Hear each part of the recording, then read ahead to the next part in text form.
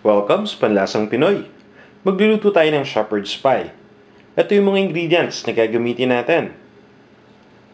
Ground beef, mashed potatoes, beef broth, mixed vegetables, onion, butter, Worcestershire sauce, salt, and ground black pepper. Umpisa na natin. First step, kukuha lang tayo ng isang cooking pot at ilalagay natin dito yung butter. Then, imemelt lang natin ito. Once na melted na yung butter at uminit na ito, pwede na natin ilagay yung onion.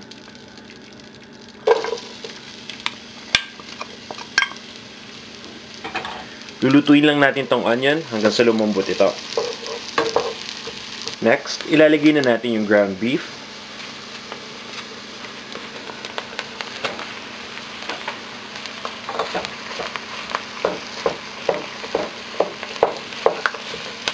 At lulutuin lang natin to for a few minutes hanggang sa mag-brown. Once na nag-brown na yung beef, ilalagay na natin dito yung Worcestershire sauce.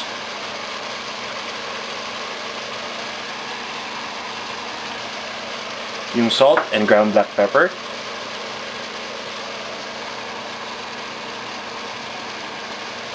At yung beef broth.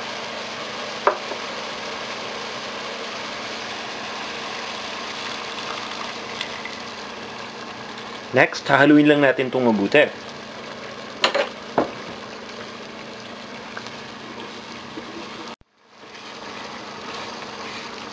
After nating mahalo, isisimmer lang natin to for a few minutes. Once na simmer na natin, ilalagay na natin yung mixed vegetables. Itong mixed vegetables, composed ito ng corn, ng carrots, ng green beans at ng peas. Ito yung ready package na mixed vegetables sa grocery. Once na nilagay natin, kailangan lang natin itong i-stir para maghalo. Then, lulutuin lang natin to for a few more minutes. Once na maluto na natin, kailangan lang natin i-turn off yung heat at pabayaan lang natin mag-cool down yung temperature nito. Once na nag-cool down na yung temperature, ililipat lang natin yung niluto nating ground beef dito sa isang baking pan. At this point, dapat yung oven na preheat na rin natin. Later kasi, kailangan natin itong i-bake. Meanwhile, lalagyan muna natin ng mashed potatoes yung taas nito.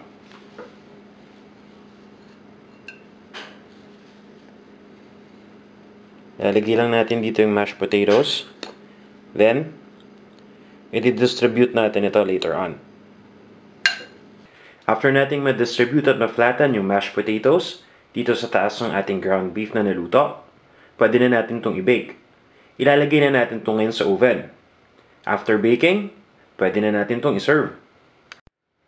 Para sa exact measurements sa mga ingredients at iba pang mga recipes na tiyak na magugustuhan ninyo, bumisita lang kayo sa panlasangpinoy.com. Ito na ang ating shepherd's pie.